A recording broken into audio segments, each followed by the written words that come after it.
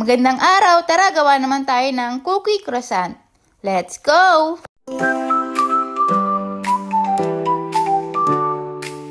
For the croissant, gagamit tayo ng 2 cups of all-purpose flour, half cup of evaporated milk, 1/4 cup of white sugar, and half teaspoon of instant dry yeast.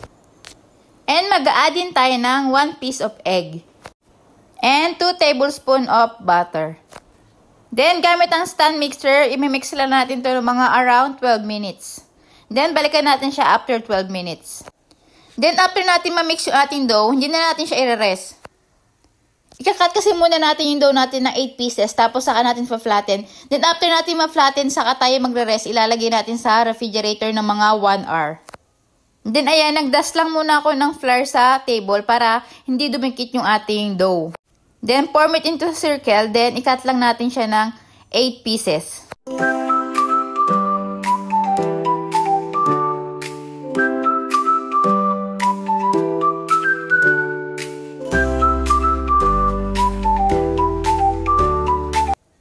Then, gamit ang rolling pin, ayan, ipa-flatten lang natin siya. Tapos, ipo-form lang natin siya ng pa-circle.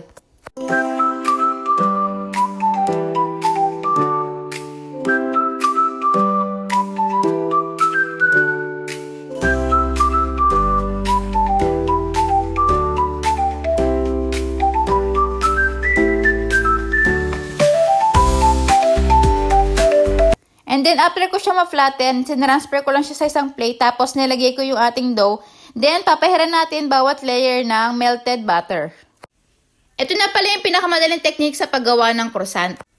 Marami na rin naman gumagawa ng ganitong technique. Ang paggawa kasi talaga ng croissant is medyo mahirap at saka mahabang proseso. Kaya pag ganito yung ginawa mo, mas mapapadali ka.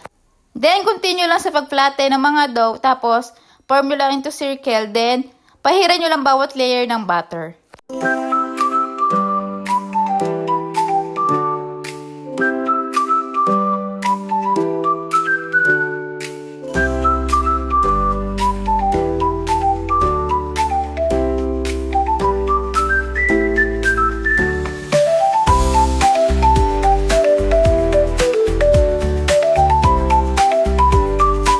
Then, ayan, na-flatten ko na lahat. Tapos, kinover ko lang din siya ng cling wrap. Tapos, ilalagay natin siya sa freezer ng mga around 1 hour. Then, balikan natin siya after.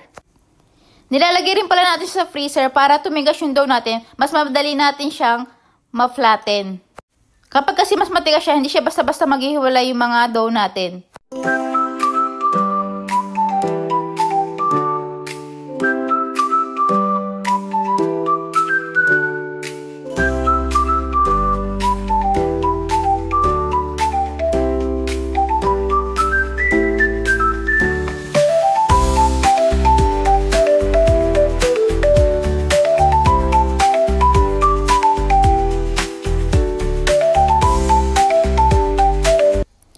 Then, i-grease din muna natin yung ating baking pan para pag nilagay natin mamaya yung bread, tapos pag naluto na, hindi tayo mahihirapan tanggalin yung mga croissant.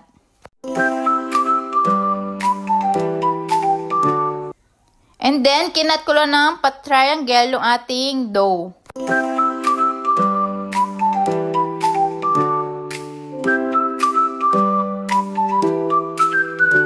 Then, kapag nakat nyo na lahat ng ating dough na pat-triangle, i-roll nyo lang ulit.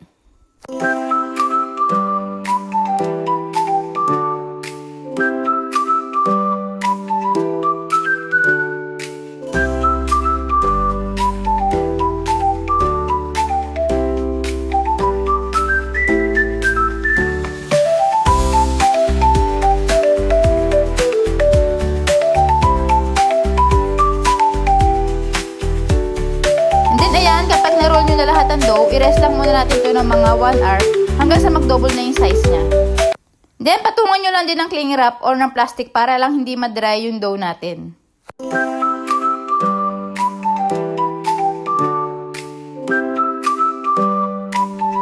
And then, after 1 hour, ayan, nag-double na yung size ng ating dough. Tapos, ayan, pinahiran ko lang din siya ng egg wash sa ibabaw.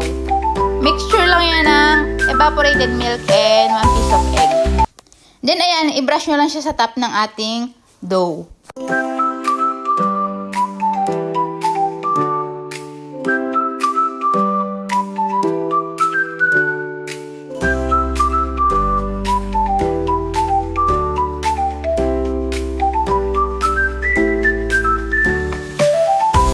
And mag-preheat na rin kayo ng oven ng mga 180 degrees Celsius. Then, i-bake lang natin ito ng mga around 20 to 25 minutes.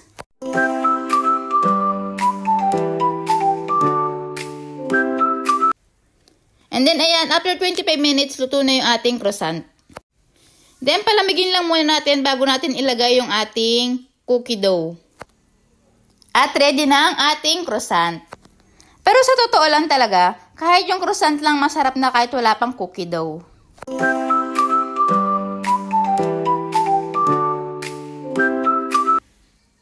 And then, ayan, after natin mapalamig yung ating mga croissant, ready na tayo maglagay ng cookie dough. Ayan, hiwain lang natin sa gitna yung ating croissant. Tapos, saka tayo maglalagay ng cookie dough. I-flatten nyo lang yung dough bago nyo ilagay dun sa gitna ng ating croissant. Tapos, ayan, naglagay rin ako sa ibabaw ng ating croissant ng cookie dough.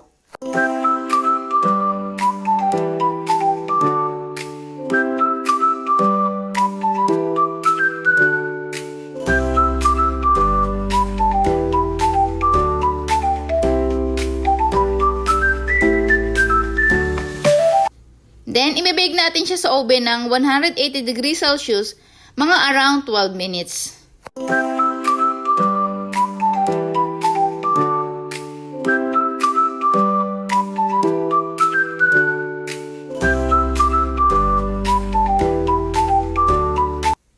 At ito na po ang version ko ng cookie croissant. Let's try it!